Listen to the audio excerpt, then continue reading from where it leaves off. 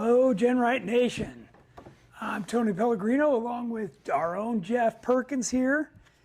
And this is Tech Talk. It is May 20th, and we're doing our thing here. We are. 5 o'clock Pacific Standard. We have a lot to go over. We do have a lot to go over.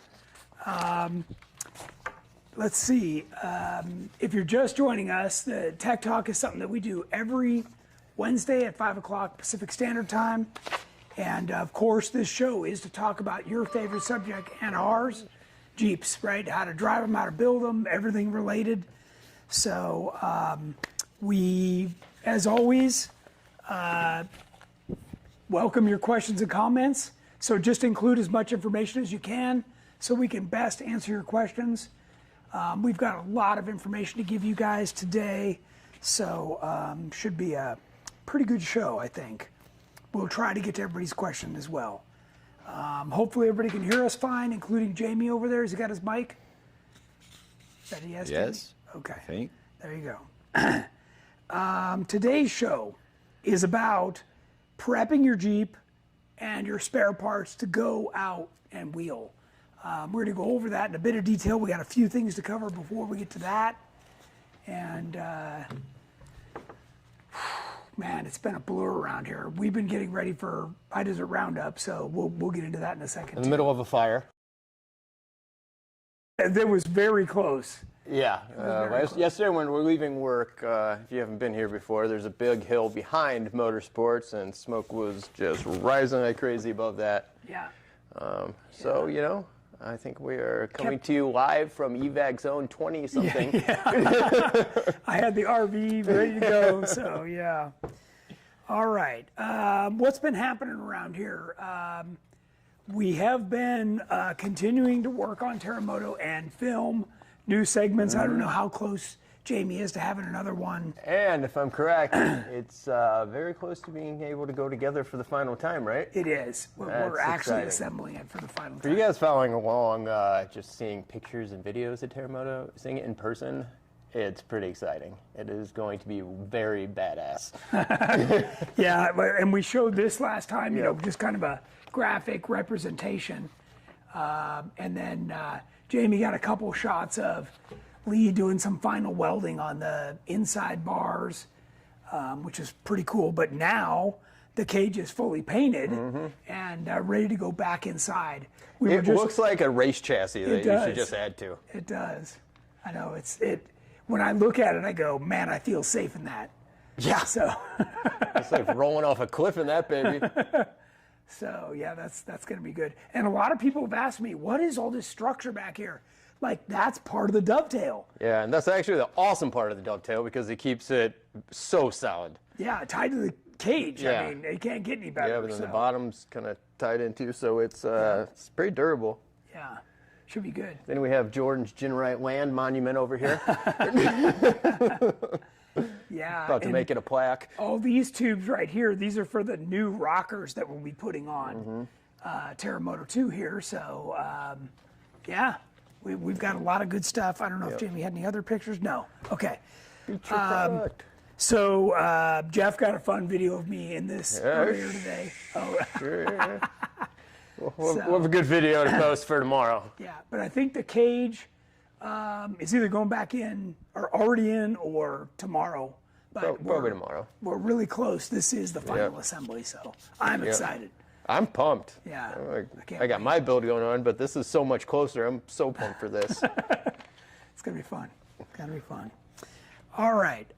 Featured product today is hood louvers. It's that time of year where it's getting hot. We've got one up here, but this is a pretty good picture of one installed on a Jeep.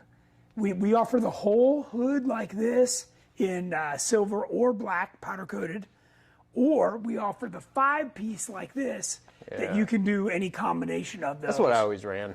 Yeah, me too. You can be a little more specific about where you put the heat to be released. Yeah, and that's a good spot right there because the heat builds up at the back. Yep. And really helps to get it out of there. So either way, pretty cost effective, easy to put on. Yeah. And definitely makes a difference. I always saw like one change in my You can, temperature like on a gauge. hot day, you can see heat just rising from it. It's kind of funny because you think about it, you're like, okay, it'll help a little bit, but then you always get the call back from the customer, like, it helped a lot. A lot, yeah. And none of that heat under your hood is good for it. So For nothing. yeah, this guy even tried drilling the side, but I think he realized all the heat was stuck up at Yeah. the top. So, yep. So that's a good one. Really, that's and our new shirts. Jeff's got one on. I don't even have one. Brand yet. new. Nice. Nice. I'll have to pick one up. You got to go over there. Yeah. And we forgot to bring over a new sun shirt. We got the new sun shirt. Oh, yeah, new they're sun in the shirt. trailer. Nah, you have to come to HDR to get your first glimpse at the sun shirt. Yes. We've already got them loaded up to go out. We do. Yeah. You can thank our buddy Patrick Vaughn for pushing the sun shirts, the ambassador down in San Diego. So they're really nice. Yeah, they are. So, were you going to say something, James? Yeah, 2010 JKU LS 3-inch exhaust. What do you use for heat shielding right up close to the Johnny joints? Good question. That is a good question. So, we just happen to have some of our DEI stuff here. And this, if I can see if you can get that open. I smashed my finger earlier, so it's not feeling very good. And I also, I heat wrap my exhaust. So if you haven't already done that, you definitely want to do that. There you go. Okay, this stuff is really cool. It's from DEI. And it's like a perforated aluminum that's got insulation on the other side. So you get the reflective on this side, but it's stiff. You can actually like form this in any way you want. You can put a hole through it, stick it on a bolt. I mean, put a self-tapper. There's lots of options for it, but this is a great way to heat shield your Johnny joints, and you definitely should. That's I do on mine at the front. Right there as the exhaust comes down, and in the rear. I've noticed you've been able to keep that Johnny joint alive way longer than I would have ever thought with being so close to the exhaust. Yeah. And the stuff's just handy. Like I was able to, I have my transmission fan, cooler up front with the fan, and it doesn't quite fill up the holes, and I was able to like make basically a cowl funneling everything with that because you get in there, it's flexible. It's way easier to use if you're just using aluminum trying to form that. Yeah. Yeah. What do they call that stuff? What's the exact name? Adapt-A-Shield XT. There you go. Flexible, formable, extreme heat barrier. And what is that? Like an 18 by 18 piece or something? Maybe 18 by 24? It's about this big. Yeah. Okay. I thought maybe it said on there. No. 12 by 17 and a half sheet. There we go. Okay.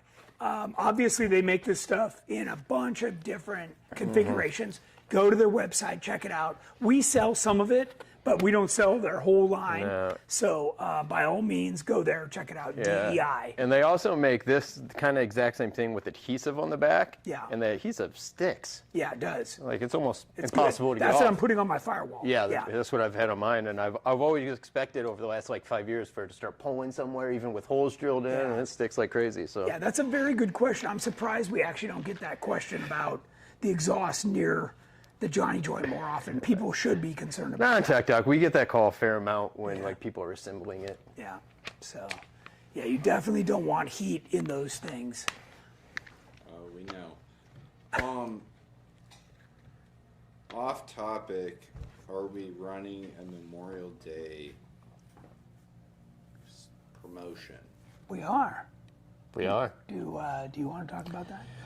We are. So I guess we might as well just talk about it now. If you want it before Friday, maybe give us a call tomorrow and we'll pass it on. But on GenRight products, any order over $500 qualify for free shipping, excluding freight. If you do have a freight order, give us a call. We'll work with you. But Freight's on the big stuff: tire carrier, aluminum roof. Right? yeah, well, only the swing down tire carriers, but definitely the aluminum roof. And then in some cases, it just makes, if you're ordering a bunch, it makes sense to just go freight. So big orders, give us a call. We'll see what we do. But on the website through the end of Memorial Day, free shipping on orders over 500. If you guys haven't checked shipping prices lately. They're crazy. Yep. They're crazy. And when's that sale start? Friday morning. Friday morning. Okay. But like Jeff said, if you call in, talk to them, they can push that through in advance. Yeah, on the phone. So, all right. What else you got, James? That's all for now. Okay. We got Sergeant Jeep, Nana's on, Tommy, shouldn't you be working on that rear end? Mr. Rick Star. Maybe Tommy can give us an update on how that's coming. Yeah. Maybe. Who else is on? Man, my voice has just been jacked up. Dude, the smoke is killing me. Yeah, that must be what it is. Mr. Rick Star, poor man's version is heat shield. Is the heat shield in the U picket yard between the muffler and the tub of non 4x4 Jeeps? That's I think he's talking about just going to the picket and grabbing the factory stuff that comes off the bottom of the tub. You could definitely do that. maybe. Yeah, You could- yeah, like I had to you pick could apart. try. Yeah, Yeah. yeah. I mean, obviously that would be the dirt cheap route to go. Yeah, and then you got to drive to the U picket. Gas The prices stuff isn't now. crazy I expensive. was gonna say between the gas prices and the time it's gonna take. Yeah. To Yeah. get it, yeah. So, unless you're going there already. What else you got, Dwayne? That's You got something else? No. Okay. no, not right now. All right, today's tech tip.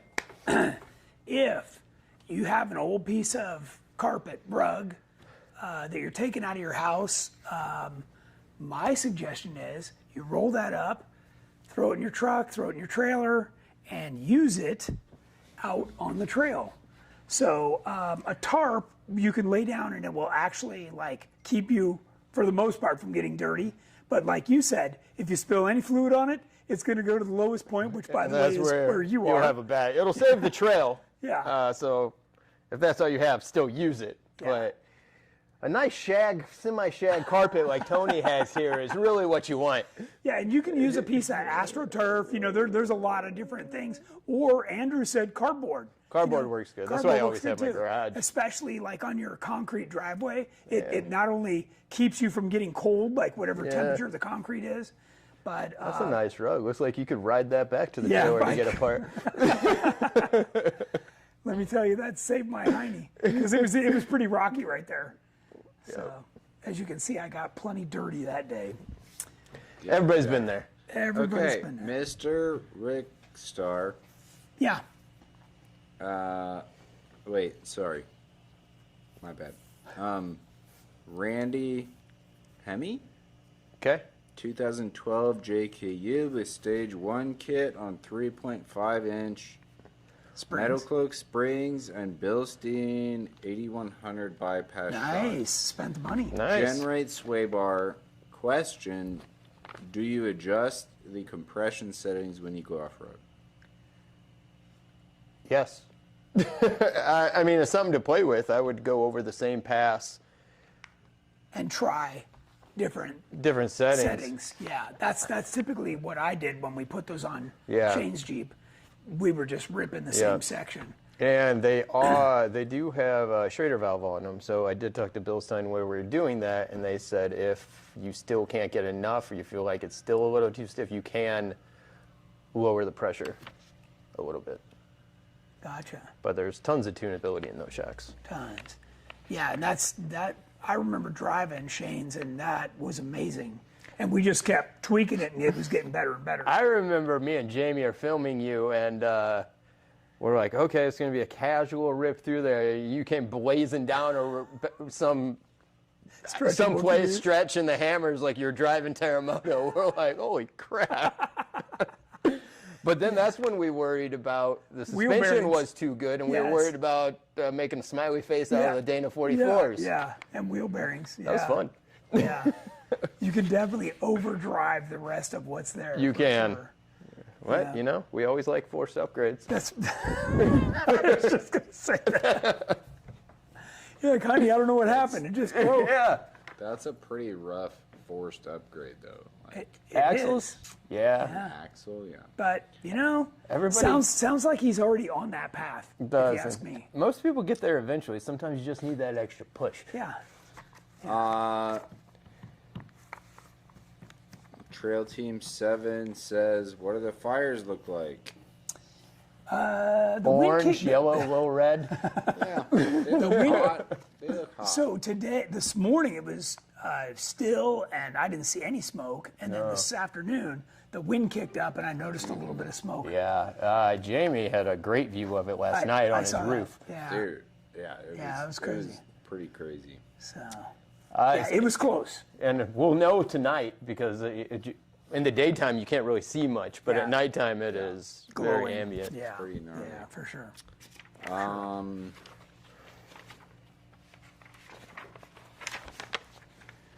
Or Don't leave the rug out there. don't leave the rug. No. out. No, do not. We leave need the that rug rug. out there. And Jeff and I were talking about if you don't have a spill kit, just get a trash bag, get it under the leak as quick as you can, and then throw the dirt in the bag that got soiled and Yep. take it all with you. Roll it up. So, Yep. Which always sucks, but you have to do it. Yeah. So, yeah. More, Jim, or keep moving? That's all I got. Keep going. Okay. All right. All right. So today's show is about, and if you guys have watched me on this, you know I'm all about the list. So we've got under the Tech Talk section. I can back that up. Big list guy. On our website.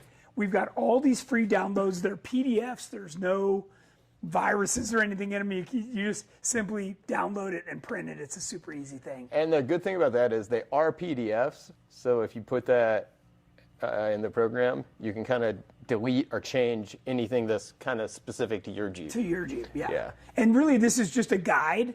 Open up Excel and feel free to do your own, but this will give you a good start. I've got everything from torque ratings to, the types of bolts, and there's a rollover card. Yep. That's a good, checklist of things when that does happen. But today, we're mainly talking about a pre-inspection of the vehicle. Yep.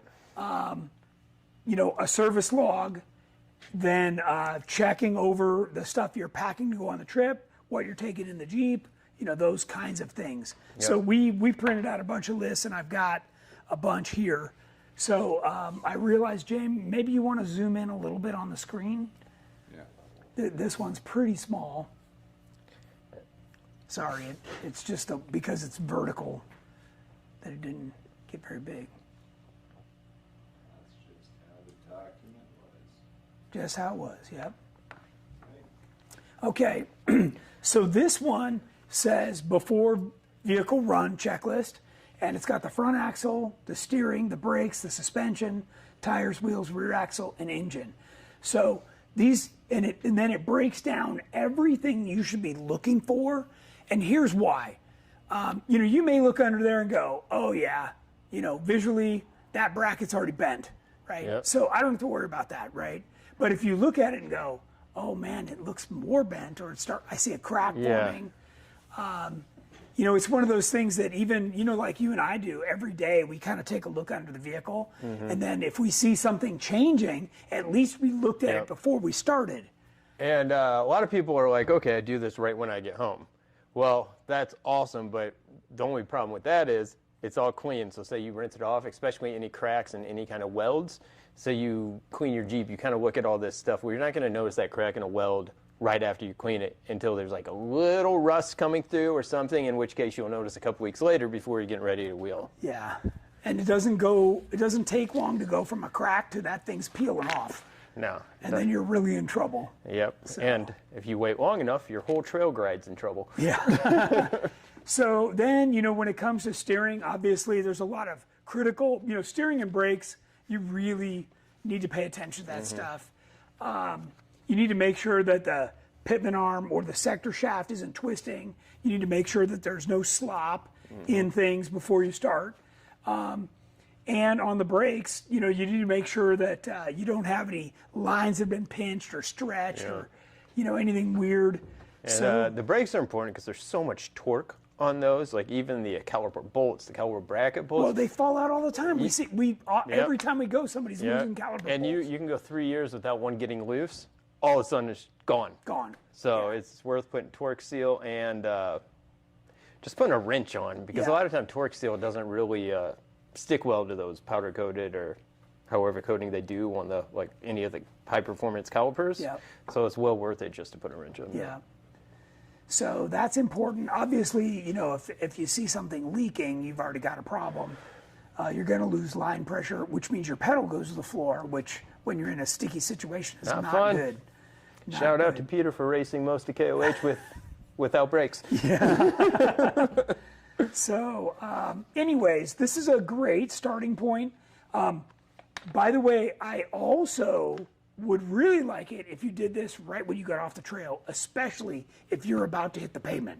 So like when you come off the Rubicon, Yeah. if you're going to drive, 40 miles to get back. A trail brake is one thing, but if something like this messes up on the road, going 60, it's a whole head different on or ballgame. off the road. Yeah, that's a whole nother deal. So, it's a great. These might be things you've never even thought about. So, it's easy. Download it and use it. Okay. Let's see. Next one. One of the forms I give you is a vehicle service log. So you can start tracking the type of fluid or whatever, because your power steering fluid, your brake fluid, your engine coolant, your engine oil, you may not even be familiar with what grade is being used. So how do you know what to carry as a backup? This really gets you in tune with everything on your vehicle, including the age. Like, you might not realize your battery's already 4 years old. Well, it's only good for one more year. And if you're going on a big trip, change it right now. So, lots of good things. And then I added a column where you just, like, topped it off. You cleaned it, you changed it, whatever. And then you can date it and you can put by who. Like, if you took it to a shop, that you could just keep a log on that. So, and, some of these things, like your transfer case, I got a bulletin or something that somebody told me, like on the new 392s, the service book says 5,000 miles, but they actually want you to change it every 3,000. So Wow, it's that's only not many. It's only 2 quarts. Yeah. So just change it. Like, it's not that tough. So, Although that might be the fluid that's the biggest pain in the butt to change. yeah, you need a pump, right? So, but if you become familiar with where those points are and what it takes, you're also touching a lot of other stuff on your Jeep, and you're going to be more familiar with the bottom of your Jeep. So, all really good things. Any questions on this so far, Jim? Random 03 TJ Sahara have a P03 misfire on cylinder 3. I have no misfire sounds, new spark plugs. Any idea what else it could be? Yeah, Andrew's our expert on this, isn't he? Sounds like it's time for an LS. That's Jeff's solution. Andrew has chased this kind of stuff big time, and it's been a variety of things. So Maybe a lot of things with those motors. I'd ask him for sure. Call in and talk to him. He'll probably have a quick checklist of things you could go through to find it. Jeep Adventures wants a list of all the bolt head sizes per vehicle. Whoa. That's a big ask. Well, and it depends on whether the vehicle's modified or not, right? Because Yeah, then so- everything gets bigger. To be honest, I kind of just spend an afternoon going around putting wrenches on things, writing it down, and then making sure that's in the toolkit. That's the only way to kind of personalize it to your Jeep. Yeah, and we're going to talk about that as we go through these lists about carrying things that are specific to your Jeep. It's one thing if your Jeep is pretty stock and you're going with other stock people, then a lot of the parts are interchangeable. But once your Jeep starts getting more modified, then things are typically more unique to yours. And that makes it more important that you carry those spares. And, some spares are showstoppers, right? Some are just like, okay, it's a misfire. It'll get me off the trail, like whatever, So those are the kinds, and we could talk about what those are. Okay. All right, next list is tools that I keep in my truck or my RV, right? These are not tools that necessarily come with me on the trail, but we've got them. So if we've taken a long trip like to the Rubicon or we're out at Johnson Valley, we know they're there somebody can go back and grab one, and we can fix our issue. Sure. You misspelt Milwaukee a few times on this list. Oh, yeah. That's funny. Yeah, we definitely have a lot of big stuff on here. But this is also kind of something like a few trips, like Tony knows I have some of this. I know Tony has some of this. Yes. So a lot of this stuff, not every person needs to bring. That's right. Like, you don't need 4 porta powers out there. No. Just the one. Right. Or a welder or whatever. Yeah. So, yeah. Bilstein 2.5 coilovers, no adjustment knobs, and gas bumps. Do I need to get my own nitrogen tank and valve for adjusting, or is that overkill? Are they coil? Did you say they're Said coilovers? He said coilovers. He said no adjustment, but I don't think he realizes he still has preload and the crossover Yeah, nuts. it'd be worth taking out a coilover sheet on here. I mean, as soon as I get coilovers, I usually tell people to probably get a little power tank, like the coilover nitrogen fill. They have a little one, Yeah, it's super handy, super easy to use. It'd be well worth it. Yeah. We carry a bottle that's like this big in the trailer. I loaded it today. Oh, cool. Jeep Adventures, what fluids do you change every 3,000 miles? Well, the transfer case is for a 392 is recommended every 3,000. So I believe they're still running ATF in there. I run all synthetic. Like, I don't care what the book says. That's what I'm running. To me, it's cheap insurance. But there's a lot of things that you need to keep an eye on, especially if you're putting in a lot of miles on your vehicle. Like, if you just come off the highway, it's worth crawling under there and like actually touching the caps on your U-joints of your drive shaft. Like, if they're getting too hot to touch, then it's out of grease. Like there's little things like that your front and especially your rear end are gonna be hot. Those things can run several hundred degrees. Yep. And that's why the oil that goes in there is much thicker. So, they just work a lot harder. There's a gear reduction happening there. And that pinion is spinning fast. You may not realize it, but if you're geared down to 538, at highway speed, that drive shaft is cooking. So, yeah. That's also where a really good fluid comes in. Yeah. Like our Torco, where there's a few other good ones out there. But yeah, they're made to anti-foam, and there's all kinds of additives and stuff in there that you just don't realize. So, yeah. More questions, Jim? No? Okay. Okay, so this is the one. Then I've got, this is your nut and bolt checklist, okay? And this one, here's where you write down the size of the bolt, what the torque rating is, and you note the wrench or socket size that is particular for your Jeep. So here's the list. You just go around, you make a note of it all, and then you never have to think about it again. Yeah. It's easy. And the wrench or socket size, especially if there's something that you can't get a socket on, you need to make sure you have the wrench, because if somebody's got a socket, it's not going to help you. That's right. This is the best spot to Yeah, mark there's that some down. locations you just can't get a socket into. Not without taking something else off. Yeah, and just to check it, you're not doing that. No, So. I'm not. Not me either. Especially, when you get something that's over like 90 foot-pounds, those things should not be coming loose. Like, if it's coming loose, you got some other issue. So, and by the way, your drive shaft U-bolts, it's only a quarter turn past snug. So they don't want you cranking those, you crush the caps. No. And that's bad news too. So there's lots of, again, this checklist is sitting there, download it, and it's a wealth of knowledge for you. Question for Jeff, real quick. Sure. Like, specifically for Jeff.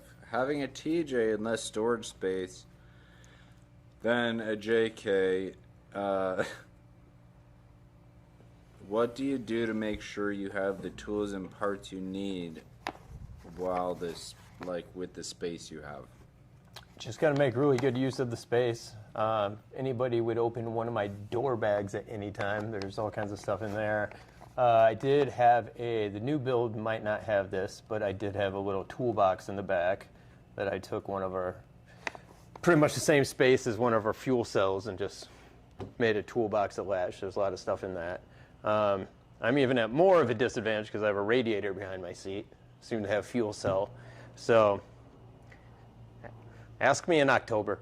Well, and figure it out. the more built your Jeep is, the carrying a lot of the little stuff isn't as necessary, right? No. And that's part of what I figured we were going to get to. Excuse me. In this conversation was, what are those showstopper things? Sensors and other things. Like a crank position sensor. That's a showstopper. Yeah. Yeah, and it's small, so it's easy to carry. Yeah. Right? Especially something like that fragile, our door bags are perfect for, because you can box them off, and there's plenty of padding there. Yeah. I always have sensors. And they're light, so sensors it's in not there. like you're slamming it in the door. Yeah, and it's in my LS kit. Yep. So, more on that, James, or? That's it for that. But 2010 JKU 3-link lowers a part of cross member and LS trans mount hangs about 4 inches off the back. Should I make a new DOM cross member just for the trans mount? Well, if that seems like it's too much leverage and kind of sketchy, then yeah, you might want to. That's something you kind of got to look at, or you could snap a picture of that and email it into one of us, and we could take a look at it and give you our opinion as well. What gear oil do you recommend for an Atlas? So they recommend a 7590, and that's what I run. I run the Torco synthetic 7590. Is that what you're doing too? No, I run the red line. That they recommend for the race case. Yeah, that's got it's like a pink, looks like Pepto-Bismol. It looks like Pepto-Bismol. Yeah. And to be honest, the only reason I still run that is because you don't even have to get on the ground to see it in the sight tube. Right. It's easy, yeah. You can see it from And by a the mile way, away. that's milky because it has like a molly in it. Yeah. I run the same stuff with my Harley. Oh, And, really? Yeah, and it does help kind of cushion things and make it work. So it's good. Yeah. So either of those are just fine. Lawrence LJ, new to the JK world. Other than tools, what's a must-have in a 2016 JKU Rubicon mid-lift 35-inch tires, running gear all stock? Okay, so definitely a front wheel speed sensor and a rear wheel speed sensor. Those will work on either left or right, driver's side or passenger side, but you have to have a front and you have to have a rear. Those are definite necessities. Otherwise, the thing will go into limp mode and you're going to be really unhappy. By the way, when you go through rivers and other things, things can get on the sensors. So sometimes you just have to pull them out and clean them, and you can put them back in and they'll work. But I would definitely carry a spare, whether it's for you or somebody else you're wheeling with. So, same on the JLs. Yeah, but you mentioned going through the rivers or crossings. That's a whole new stress on everything in your axle. Yes. You need to check your bearings. You need to check everything. That's what Everything. you won't. If I can avoid it at all cost, I definitely do. Yeah. Matt McDonough, not sure how to describe. It's not death wobble, but closer to tire shake when coming off an obstacle or going a little quick off-road and hitting some bumps. Is that caster angle? It could be tire wear.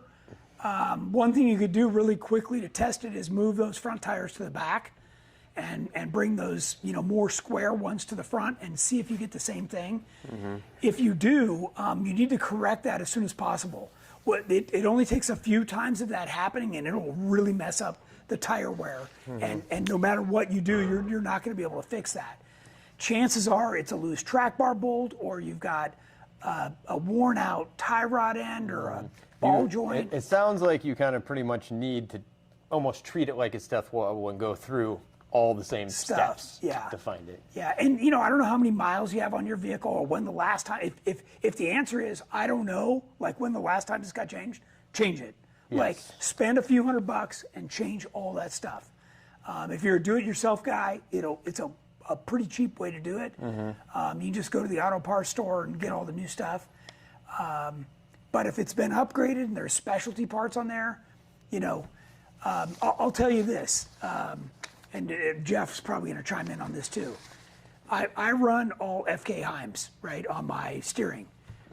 Those things are bulletproof. We've raced with them forever, but I still carry a spare, okay, because it's unique to me, all right? And, you know, I know that a lot of our other builds that we have out there also run that same part, so that one spare could work for a lot of people. Yeah, and plus it's like $30 to have a right and left-hand thread. Yeah. So all the cheap spares, get right away because you will use them, and you know they are bulletproof. But you will, within 4 years, you are going to want to replace them. Nothing lasts forever, and you'll already have a set, and then you just take off your worn-out one. You know that's maybe a little. Still works. But it still works, and put it in your box. Yep. Yeah. So that's typically what I do. Yep. So, and then, you know, having the right tool to work on stuff, like if you don't carry a pitman arm puller or a ball joint separation tool, you know, you need those tools to be able to work on your own stuff. And you're the pitman arm puller, that's the number one thing that people have problems on the trail. They have to replace their either pitman arm or more commonly the steering box. And nobody has the pitman arm puller. I know. And then they come to me. I don't even have a pitman arm. Right. So that's the one tool that does not make it into my trailer. Yeah, and that's a tool that's worth spending the extra money on. The other thing would be is if you've got aftermarket steering, you should really carry a spare steering pump and a pulley puller. That's a specialty tool to pull that pulley off the power steering pump. Actually, just bought my own steering pump puller. I'm like, that just needs to live in the trailer. It's a small box, you know. And actually, the PSC one's very affordable. So, yeah, there's definitely other spares you want to carry. You know, power steering hoses. Those are definites that you should have. And again, buy a new set. If you don't know how old yours are, buy a new set. Take the old ones off that are still working fine. Wrap them up carefully in a plastic bag and put them in your spares. Yeah. You got a brand new set on the vehicle. Yeah, and that goes back to knowing what's specific to your Jeep. Like, I know I'm the only one full hydro here, so I have to have all my own steering stuff worked out, spares, and stuff like that. Yep, and be ready to make up a new line. Yep. Yeah, and what I do is I carry a line that's longer than I need, and all I got to do is coil it, and Jeff can use it, or I can use it, or anybody can use it. The other thing that you definitely want in your spares is a serpentine belt for your vehicle. You lose that serpentine belt, you have no cooling, you have no steering, you got nothing, and your trip's over right then. And by the way, it just while you're changing that belt, spin the alternator, spin every one of those idlers, like check every single thing that's spinning in your assembly, your accessory drive. Yeah, because it's pretty uncommon that a rock kicks up there and breaks your belt. Yeah. It's always something in the alignment. Or it's starting to shred on the end, or there's something happening. A bearing's worn and it's tilted, Yeah, exactly. Usually you need to look for the cause. Yeah. And again, water pumps don't last forever, so the bearings in those go out. But more than likely, it's the idlers. They're made of plastic anymore, and they just press a couple bearings in them. Yeah. So you got to keep an eye on that stuff. The tensioner and the idlers, those go out all the time. Yeah. And to be honest, if you're changing one, change the other one. Yeah, for sure. For sure. And again, you can take that old one, one of the ones that's not trashed, and put it in your bag. Yep. And now you got a spare. That'll get you off the trail. That's right. Or somebody. But by the way, a new belt's like $40 to $60, and then if you need an idler, that's another $20 to $40. So we're just talking $100 or $200, and you can really make sure that your vehicle is going to last. Yeah. Like I said, just spin those things. If you spin that alternator and the bearings sound dry, do not put that belt back on. No. Take that alternator, put it in your box as a spare, go get yourself a brand new one from the auto parts store. They remanufacture them. They're not that expensive, and you'll be good to go. And just don't count on like the nearest auto parts store closest to the remote location to where you're wheeling to. Yeah. When you're in Harlan. Oh God. Automatically having your size of belt. No. Or even pulley. You want to do that when you're in the city. Yes. Yes. and you have time for the guy to order one that fits your vehicle. Or I prefer to have it just waiting on my door when I get home one day. And by the way, when you take off the old belt, you know 100% that fits your vehicle. When you go to the auto parts store and get the new one, just because it's in the thing doesn't mean that somebody didn't screw that up. So. Yeah, we forgot to do that at KOH like 3 years ago, and we came back with about 20 belts to make sure we got the exact right one. Because you don't have time to make all the trips. No, it's like an hour and a half just getting in and out of Hammertown. Yeah. And then when you go back, they're not going to have the one you need. So. Okay. Mr. Rickstad, getting an Atlas 2-speed 2004 TJ. I have your cross member for AX15 currently. Also double triangulated cross member. Do I use it to help support Atlas, or do you have a bracket for that? So you got a couple choices there.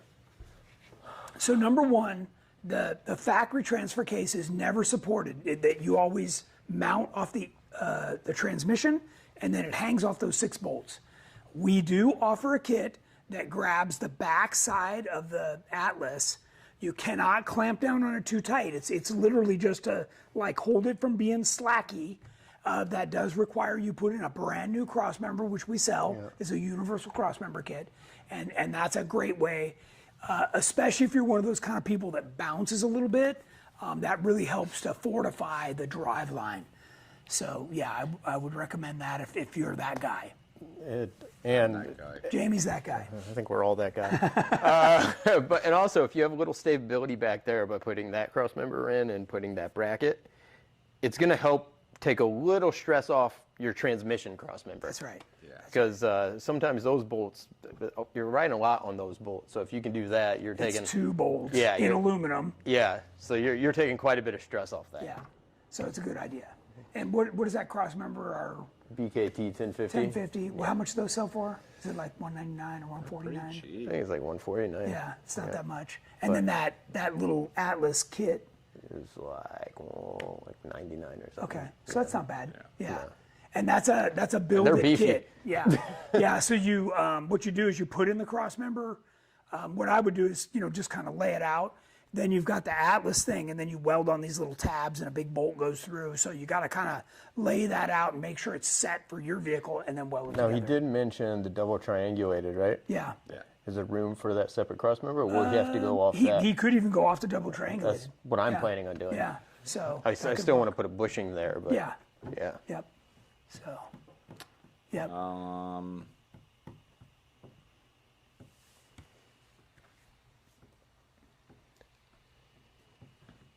Sean Murphy has a 2016 JKUR with 80,000 miles.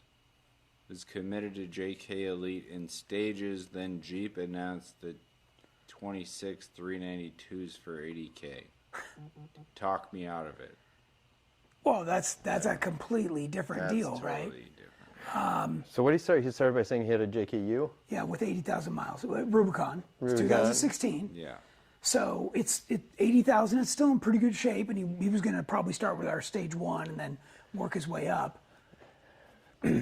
Personally, I'd much rather start with the JKU than a JLU. Me too. Yes. And then eventually you stay in it for a while, you can finish the suspension, then maybe an LS, but I'm definitely pro sticking with the JKU there. Okay, and my school of thought is this. You buy the cheapest vehicle, which you already own, that you can. Well, I mean, he already owns it, right? So why go out and spend more money? And now you're going to put the money into good parts, and the parts you're putting on are going to last you forever, right? So that's a different mindset, right? When you spend 20 grand on axles, like you're done. You spend it on coilover shocks when you spend it on the suspension kit. You could still buy the $80,000 Jeep, and guess what? It's stock. You still got to buy all this other stuff. You're making payments. And you backtrack. That's right. So and your JK is less electronic than the JL. That's why I would stick That's with why the JK. you said that. Yes. So we just that may not be obvious to you. A lot of people look at the newer Jeep and go, oh, it's better. Well, if all you're doing is going to the snow to go skiing, that JLU's great. Yeah, that's what I was gonna say. If Yeah.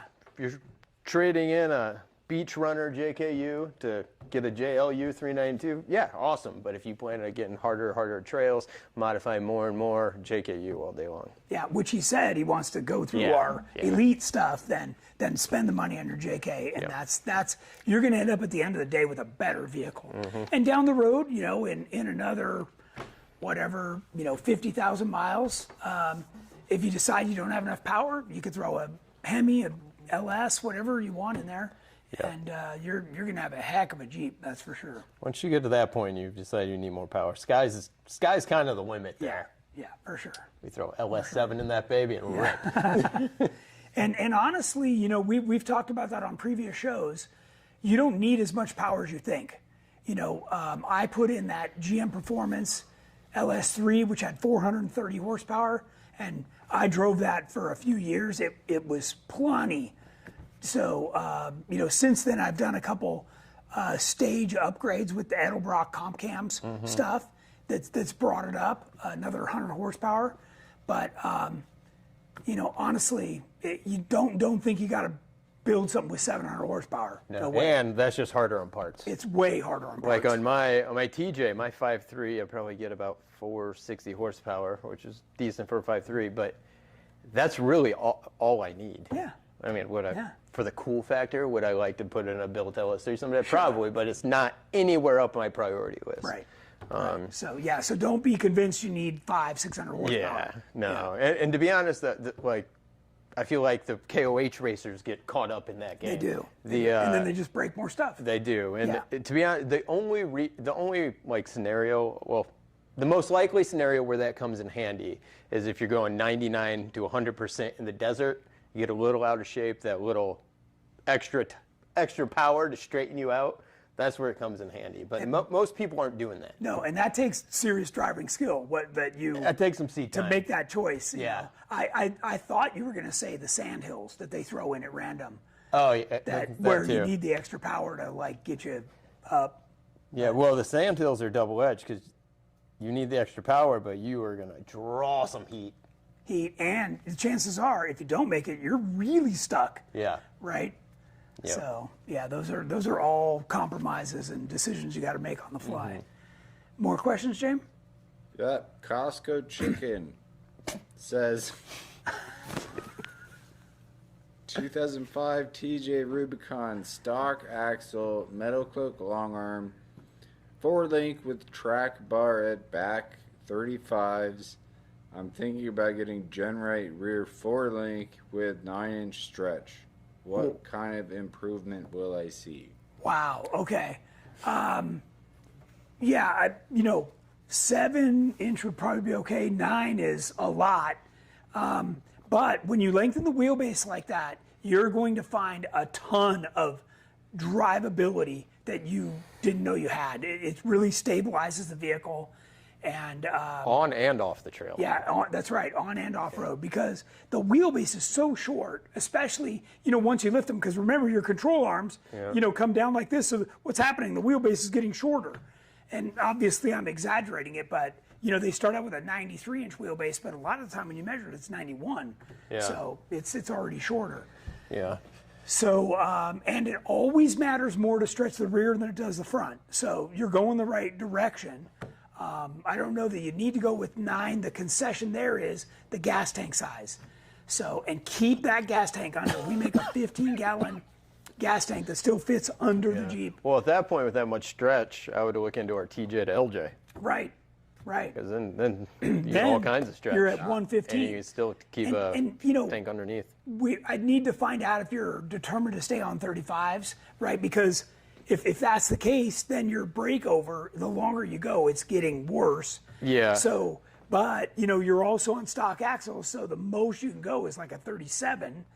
Yeah. So you got to find that compromise in wheelbase and breakover. So yeah, and breakover is real important. It is. It is. And by the way, you can call Jeff did this on his TJ years ago. You can call in and talk to him and go through the pros and cons on this stuff. So, like A good reference would be looking at stock classic KOH.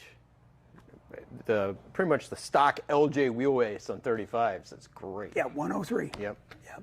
So that's kind of what you'd really want to be shooting for, is that 103 range. Yeah, on 35s. Yep. What else you got, James?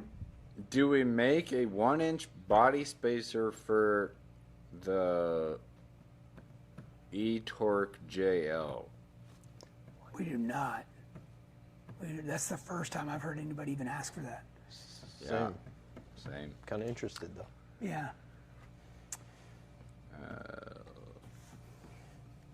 Derek Wall, did the catch cans ever get made?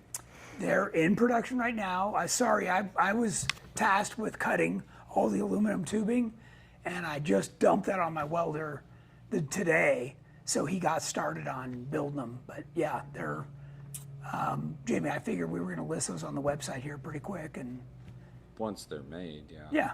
yeah. So, yep. That's it.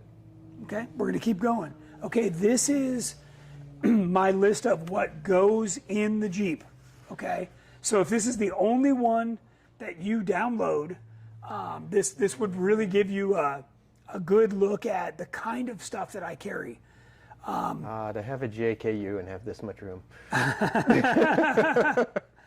Yeah, and you know, there's the Heims.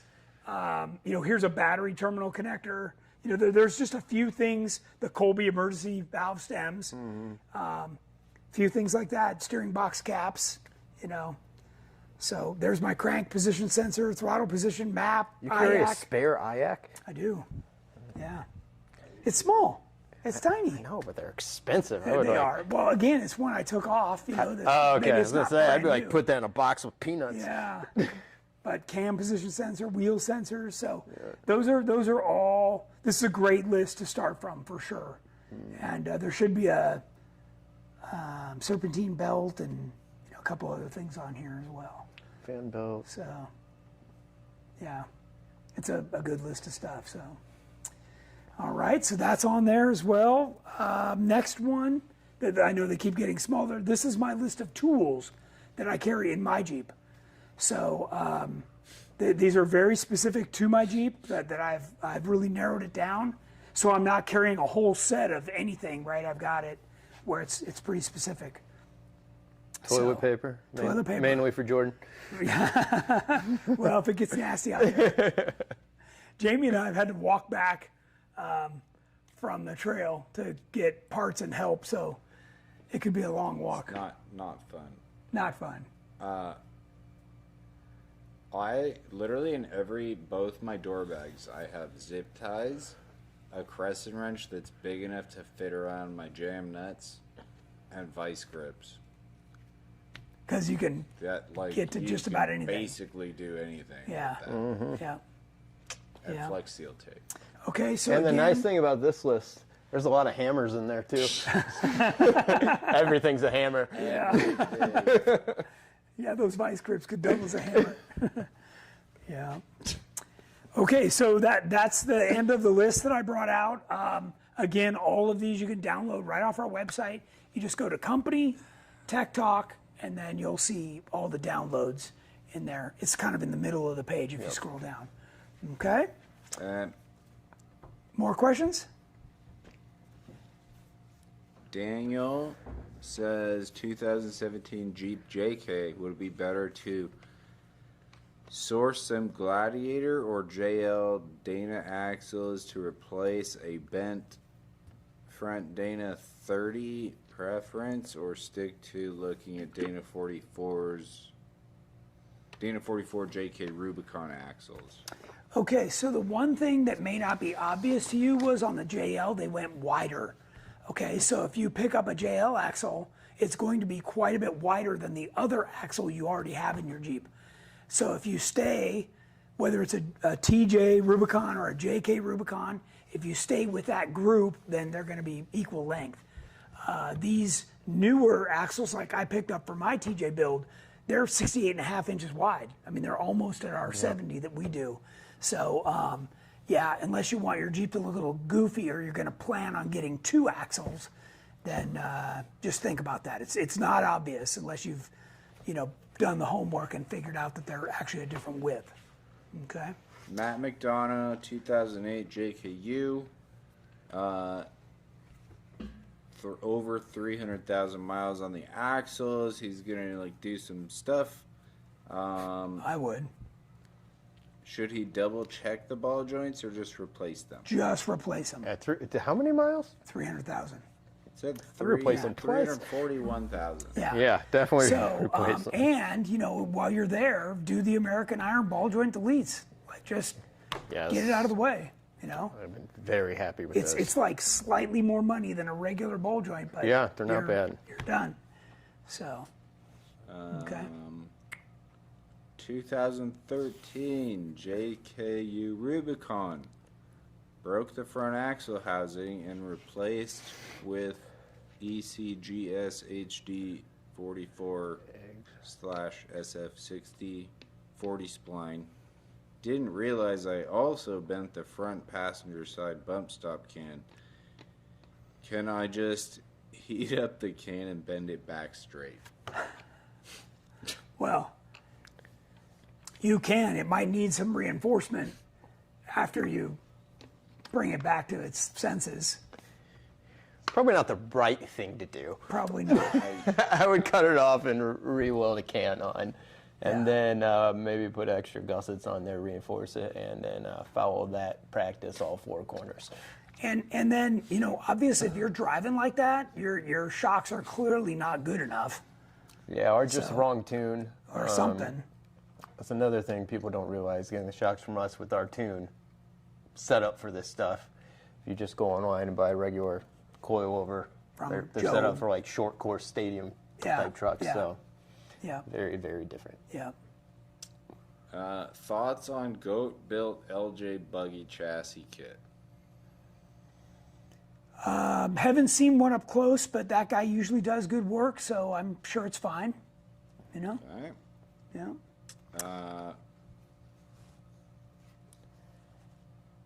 A bunch of people say have fun at HDR, stay hydrated. We're getting there. We're getting there. I know we're running out of time. Okay.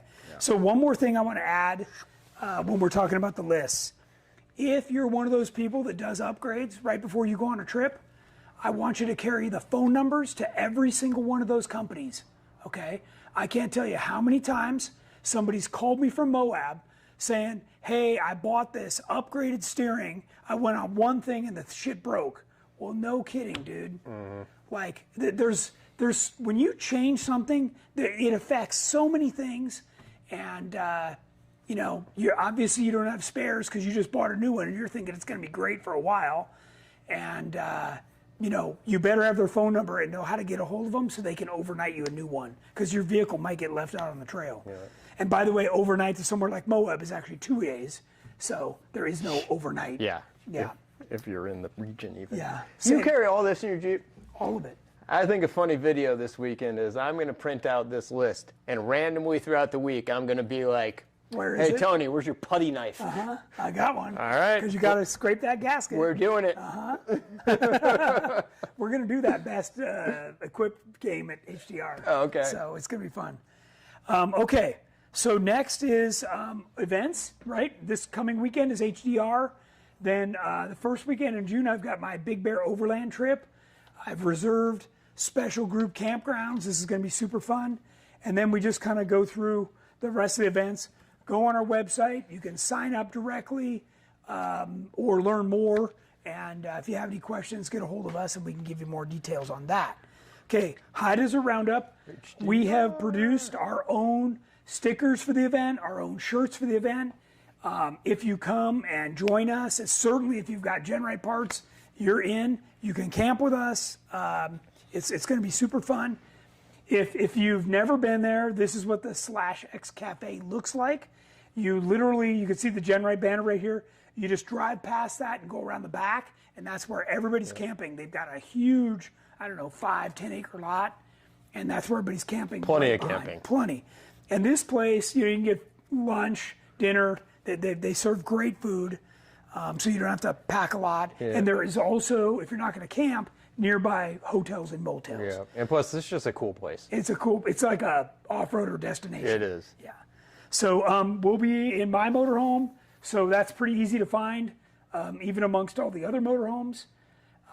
Last year we had a great group of people out there with us, so I expect the same pretty much for this year. And the families are welcome as well. And then we've been known to just tire stack and do fun stuff in the middle area. Here's Jeff on an optional. Just can't resist, huh, James? By the way, I made it. Whoops, did make sketch. it. Well, that's because it was sketch, but I did make it. Yeah. And then, of course, we host the Wet Lap Jeep game on Sunday. Yep. Sunday morning. So this is a fun thing to do. If you've never been out to that, it's another great family fun thing we do.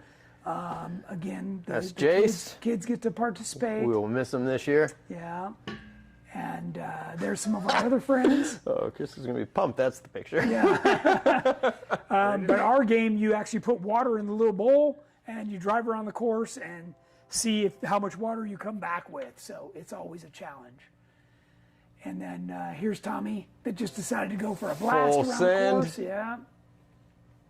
And then this is typically what it looks like. There's a few people in line waiting their turn. And it really is a lot of fun. We just do it for a few hours. And then we go out on a trail run. We come over here for lunch. And it's really nice. They have live music and shade, or you can go inside and sit inside. Then the raffle, they always have a lot of prizes. We donate $3,000 worth of raffle prizes to the event. Mm-hmm. So we're a big sponsor of this, and there'll be like 12 GenRight built vehicles out here this coming weekend. So, and I know lots of customers coming with their brand new Stage 1s and a few other things too. And then every night we do a fire, and this is fun just to hang out and bench race with other people and figure out what's going on the next day and Yeah, stuff. we have a pool going. What time you're going to fall asleep in one of these chairs? It's probably early. Yeah. And then we have a little video just from years past that Jamie put together. It's a lot of fun. And you can bring any level of vehicle. It doesn't have to be built. It can be like stock. This is Pumpkin Eater, the trail that we lead. There are many trails. And the camping on site is free when you register for the event. So that's pretty cool. That's the video. And that's all we got. Unless you have more questions, James. All right. Tucker will be there. I'm sure that's a huge selling point. There you go. There you go. All right, Jeff and I are headed out there tomorrow. We should be there about noon. Noonish. And, Noonish. We will be ready for everybody to show up. So We will. all right, everybody. Till next Wednesday, have a great week, and hopefully we see you out at HDR.